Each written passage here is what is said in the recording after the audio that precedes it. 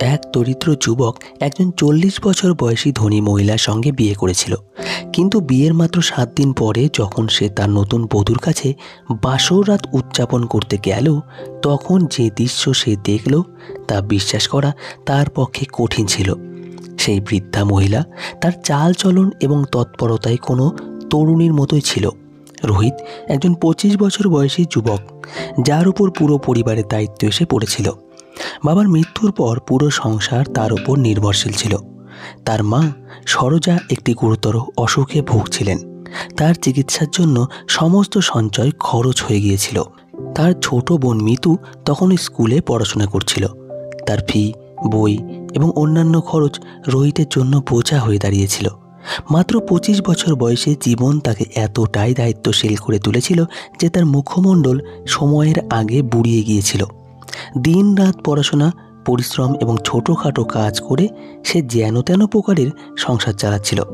তার মুখে উদ্বেগের রেখা এবং চোখের নিচে কালো দাগ স্পষ্টভাবে বলে দিচ্ছিল যে সে ভেতর থেকে সম্পূর্ণ ক্লান্ত হয়ে পড়েছে। ঋণদাতারা প্রতিদিন দরজায় এসে কর ধরত। একদিন সে একটি সস্তা চায়ের দোকানে গেল। পকেট থেকে মুদ্রা বের করে গুনতে লাগলো যে চায়ের দাম দেওয়ার জন্য তার কাছে যথেষ্ট টাকা আছে কিনা। তখনই তার দৃষ্টি একজন মহিলার দিকে পড়ল, যিনি দূর থেকে তাকে এক দৃষ্টে দেখছিলেন। তিনি কোনো সাধারণ মহিলা ছিলেন না, তার নাম ছিল মীনা চৌধুরী। তিনি ব্যবসার জগতে একটি বড় নাম ছিলেন। দামি শাড়ি, ভারী গয়না এবং আত্মবিশ্বাসে ভরা ব্যক্তিত্ব রোহিতকে হতবাক করে দিয়েছিল। মীনা হাসি মুখে জিজ্ঞাসা করলেন, তুমি কি রোহিত বর্মা? রোহিত ক্লান্ত কণ্ঠে উত্তর দিল, জি। তিনি কিছুক্ষণ তার দিকে তাকিয়ে রইলেন, তারপর বললেন, আমি জানি এই মুহূর্তে তোমার জীবনে কি চলছে। তোমার মায়ের অসুখ, বোনের পড়াশোনা এবং ঋণের বোঝা, আমি সব জানি। রোহিত অবাক হয়ে গেল। সে সংকোচের সঙ্গে জিজ্ঞাসা করল, আপনি কে? আর আমার সম্পর্কে এত কিছু আপনি কিভাবে জানলেন? মীনা হালকা হাসির সঙ্গে উত্তর দিলেন, যদি তুমি চাও আমি তোমার ভাগ্য বদলে দিতে পারি। শুধু একটি শর্ত আছে, আমার সঙ্গে বিয়ে করো। এ কথা শুনে রোহিত স্তম্ভিত হয়ে গেল। সে বলল, এ আপনি কি বলছেন?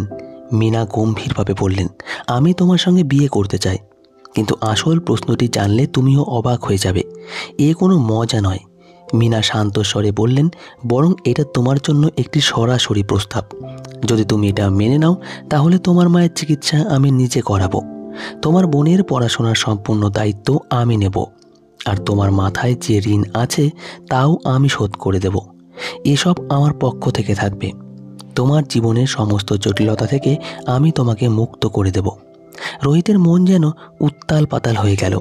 সে গভীরভাবে শ্বাস নিয়ে জিজ্ঞাসা করল, এর বিনিময়ে আমাকে কি করতে হবে? শুধু একটি জিনিস। মীনা তৎক্ষণাৎ উত্তর দিলেন, তোমাকে আমার সঙ্গে বিয়ে করতে হবে। আমাদের মধ্যে একটি আইনি চুক্তি হবে। বিয়ের পরেও তোমার স্বাধীনতায় কোনো হস্তক্ষেপ করা হবে না। তুমি নিজের মর্জি মতো জীবনযাপন করতে পারবে। তবে আমার কিছু শর্ত থাকবে যা তোমাকে মানতে হবে। তার কথাগুলো শুনতে সহজ মনে হলেও বাস্তবে তা পালন করা খুব কঠিন ছিল। রোহিত কিছু না বলে সেখান থেকে চলে গেল। মীনাও তার দামি গাড়িতে চলে গেলেন। অনেক দিন কেটে গেল, কিন্তু পরিস্থিতি রোহিতকে বাধ্য করল। ঋণদাতাদের হুমকি তার দিন রাতের শান্তি কেড়ে নিয়েছিল।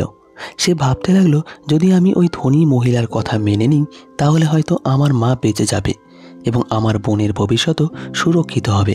অবশেষে সে হার মেনে মীনার কাছে গেল এবং তার প্রতিটি শর্ত মেনে তার সঙ্গে বিয়ে করল। সাক্ষীদের সামনে কাগজপত্রে স্বাক্ষর হলো এবং সাধারণভাবে বিয়ে সম্পন্ন হলো। এটাই ছিল প্রথমবার যখন রোহিত একটি বিলাসবহুল হলিতে পা রাখল। তার হৃদয়ে অজানা উৎকণ্ঠায় ভরে গেল। সে বিশ্বাস করতে পারছিল না যে তার বিয়ে বিশ্বের সবচেয়ে ধনী মহিলাদের একজনের সঙ্গে হয়ে গেছে। হাভেলিটি কোনো রাজকীয় প্রাসাদের থেকে কম ছিল না। চারিদিকের ভব্যতা, দামি আসবাব, উঁচু ছাদ, মার্বেলের মেঝে এবং দেওয়ালে অসাধারণ সজ্জা। প্রতিটি কোণ যেন স্বপ্নের মতো লাগছিল। সেখানকার চাকররা সবসময় মীনার ইশারায় প্রস্তুত থাকত।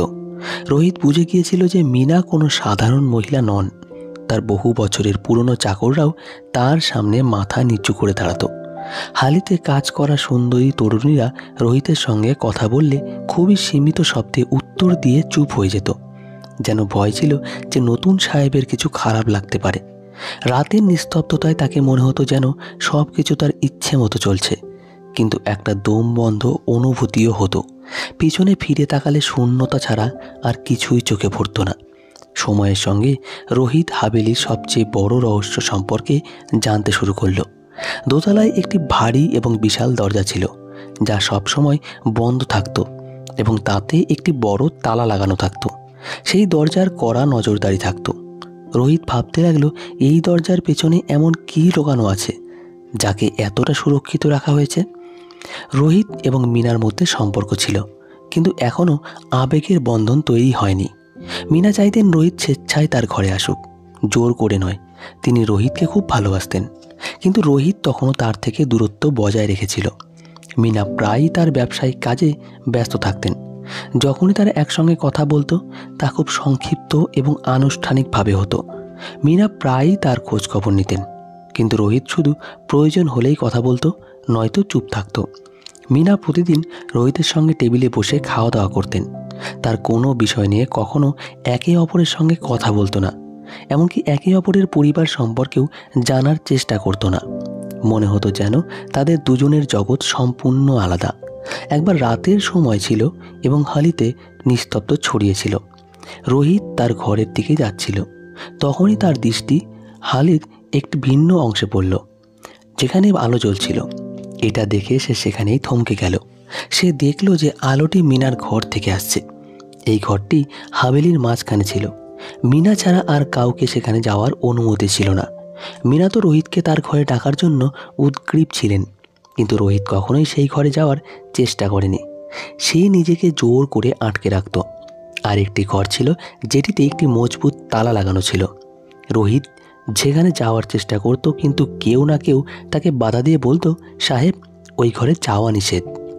রোহিত অবাক হয়ে জিজ্ঞেস করত, কেন এমন? কিন্তু তাকে কখনো কোনো উত্তর দেওয়া হতো না। এক রাতে সে ধীরে ধীরে সেই ঘরের দিকে পা বাড়ালো। দরজার কাছে পৌঁছে কান লাগিয়ে শুনল যে মিনা কারোর সঙ্গে কথা বলছেন, এবং যে ভঙ্গিতে তিনি কথা বলছেন তা শুনে রোহিতের হৃদয় দ্রুত ধুকপুক করতে শুরু করলো। তার বুঝতে অসুবিধা হচ্ছিল না যে এমন কোনো রহস্য মিনার জীবনের সঙ্গে জড়িত, কিন্তু এখন সে নিশ্চিত হয়েছিল যে অনেক কিছুই তার কাছ থেকে লুকানো হয়েছে। তার মাথায় অনেক প্রশ্ন উঠছিল, যে শেষ পর্যন্ত কী এমন জিনিস যা মিনা সবার থেকে লুকিয়ে রেখেছেন, এবং কেন তিনি কাউকে এই ঘরে আসতে দেন না। সে নিঃশব্দে দরজার কাছে গিয়ে দাঁড়িয়ে রইল এবং তার ধড়ক নিয়ন্ত্রণ করার চেষ্টা করতে লাগলো। তার মনে অদ্ভুত চিন্তা আসতে লাগলো, যে বিয়েটাকে সে চুক্তি মনে করে গ্রহণ করেছিল তার পেছনে কোনো বড় ষড়যন্ত্র বা রহস্য রয়েছে কিনা। রোহিত ঠিক করলো যে সে হাভেলির প্রতিটা রহস্যের পর্দা তুলবে। এসব ভাবতে ভাবতে সে তার ঘরে ফিরে গেল এবং সিদ্ধান্ত নিল যে যাই হোক না কেন আজ সে সেই ঘরে যাবে। তিনি নিশ্চিতভাবে 40 বছরের বৃদ্ধা মহিলা ছিলেন, কিন্তু প্রতিদিন রোহিতের কাছে নতুন আশা এবং নতুন প্রত্যাশা রাখতেন। এখন রোহিত ভাবল যে তাকে এই মহিলার সঙ্গে কথা বলতে হবে। তিনিই তাকে সেই ঘরের রহস্য সম্পর্কে জানাতে পারেন। হাভেলির নির্জন অন্ধকারে শুধু ঘড়ির টিক টিক শব্দ প্রতিধ্বনিত হচ্ছিল। রাতের তৃতীয় প্রহরে রোহিত সেই ঘরে যাওয়ার জন্য প্রস্তুত হলো। সে মিনার একজন বিশেষ দাসী, 22 বছর বয়সী অত্যন্ত সুন্দরী মেয়ে রেশমার সঙ্গে কথা বলল। রোহিত রেশমার কাছে অনুরোধ করল যে তাকে তার স্ত্রী মিনার সঙ্গে দেখা করতে হবে। রেশমা মিনার কাছে অনুমতি নিতে গেল। রেশমা ছাড়া কেউই মিনার কাছে যেতে পারত না। যখনই রেশমা মিনাকে রোহিতের ইচ্ছার কথা জানালো, মিনা উৎফুল্ল হয়ে বললেন এবং রেশমার হাত চুমু খেয়ে বললেন, তাড়াতাড়ি পাঠিয়ে দাও। রেশমা রোহিতকে যাওয়ার অনুমতি দিল। রোহিত ছিল একজন 22 বছর বয়সী সুদর্শন, শক্তিশালী এবং প্রতিভাবান যুবক। সে গিয়ে মিনার দরজার বেল বাজালো। মিনা দরজা খুললেন এবং পুরো মন থেকে তাকে স্বাগত জানালেন। রোহিত ভাবছিল, যতক্ষণ না আমি তাকে খুশি করব, তাকে আমার করে তুলব, ততক্ষণ রহস্য কিভাবে প্রকাশ পাবে। ঘরটি গোলাপের সুবাসে মুখরিত ছিল। মিনা দাঁড়িয়েছিলেন, মুখে উজ্জ্বলতা, চোখে ভালোবাসার আলো। রোহিত ঘরে প্রবেশ করতেই তার হৃদয় জোরে জোরে ধড়কাতে লাগলো।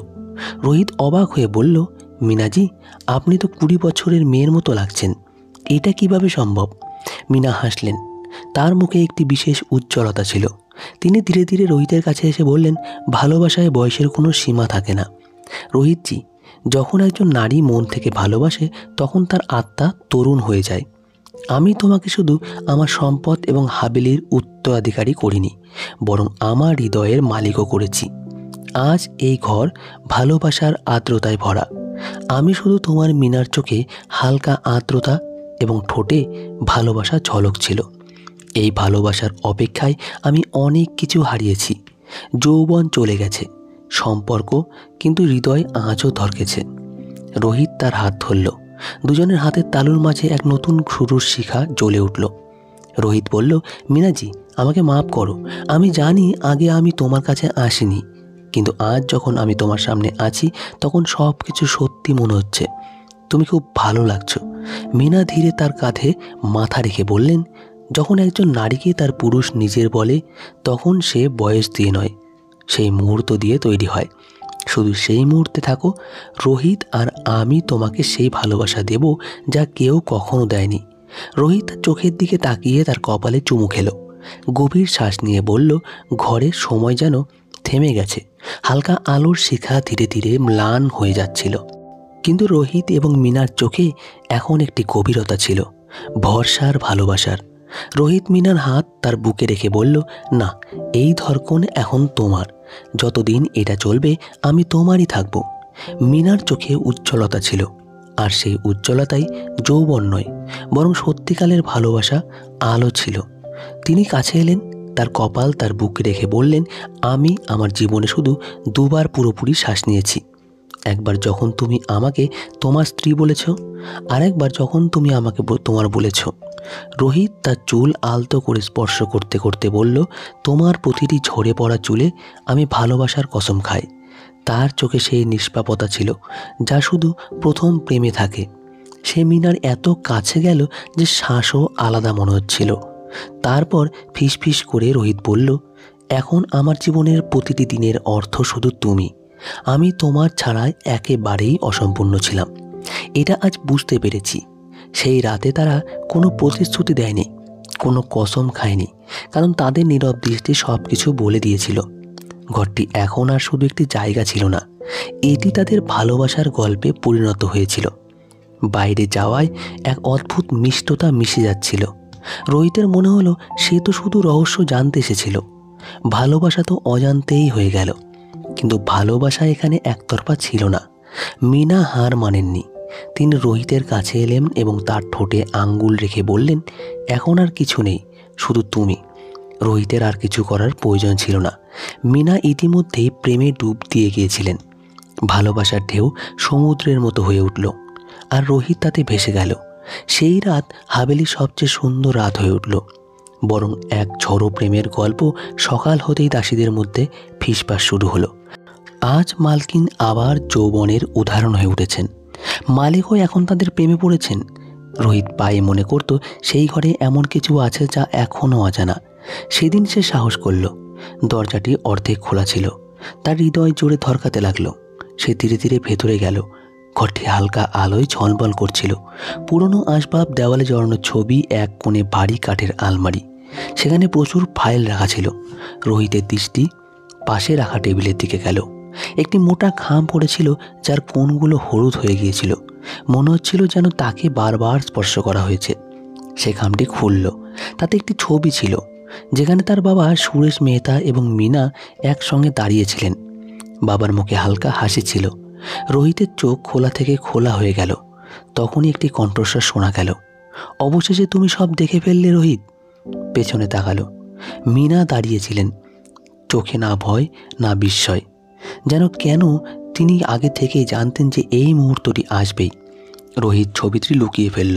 কাঁপা কাঁপা কণ্ঠে বলল, এই বিয়ে কোনো চুক্তি ছিল না, বরং প্রতিশোধ ছিল। মিনা হাসলেন, তুমি খুব বুদ্ধিমান রোহিত। আমি ভাবিনি তুমি এত তাড়াতাড়ি সত্যিটা জানতে পারবে। রোহিত ফেটে পড়ল, তুমি আমার অসহায়তার সুযোগ নিয়েছ। আমার বাবার থেকে প্রতিশোধ নিতে আমাকে ব্যবহার করেছো মিনা। মিনা বললেন, যখন তুমি সব জেনেই গেছো তখন শোনো রোহিত, আমি তোমার বাবাকে ভালোবাসতাম। তিনি আমার প্রথম এবং শেষ প্রেম ছিলেন। আমি যখন 25 বছরের ছিলাম তখন আমার স্বামী মারা যান। আমি একা ছিলাম। তোমার বাবা আমাকে সাহায্য করেছিলেন। আমি তাকে ভালোবাসা ভেবে ভুল করেছিলাম, কিন্তু তিনি আমাকে শুধু ব্যবহার করেছিলেন। যখন বিয়ের কথা বললাম তিনি আমাকে প্রত্যাখ্যান করলেন। সেই দিনই আমি শপথ নিয়েছিলাম, যদি তিনি না তাহলে তার রক্তই সই। যখন তোমাকে দেখলাম তখনই ঠিক করলাম যে তুমি আমার পথ হবে। আমি তোমার সঙ্গে প্রতিশোধের জন্য বিয়ে করেছি। তোমার কাছ থেকে স্বাক্ষর করিয়ে নিয়েছি যাতে তুমি কখনো আমাকে ছেড়ে যেতে না পারো। মীনা কিছুক্ষণ থামলেন, তারপর হেসে বললেন, কিন্তু তুমি সেটা করেছো যা তোমার বাবা কখনো করতে পারেননি।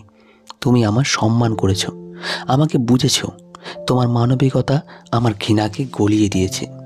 রোহিত, এখন আমি তোমার ভালোবাসায় বন্দী। আমি তোমার দাসী হয়ে গেছি। রোহিত কাঁপা কণ্ঠে বলল, তুমি আমাকে বন্দি করতে চেয়েছিলে, কিন্তু নিজেই আমার ভালোবাসায় বন্দি হয়ে গেছো। তোমার প্রতিশোধ, তোমার ঘৃণা হেরে গেছে। মীনা, কিন্তু তোমার চোখে যা এখন আছে তা ভালোবাসা। রোহিত মীনার কবজি ধরল, তাকে বুকে জড়িয়ে নিল। আমি তোমাকে ক্ষমা করছি, কারণ এখন তোমার হৃদয় পরিষ্কার আর আমি তা পেয়েছি।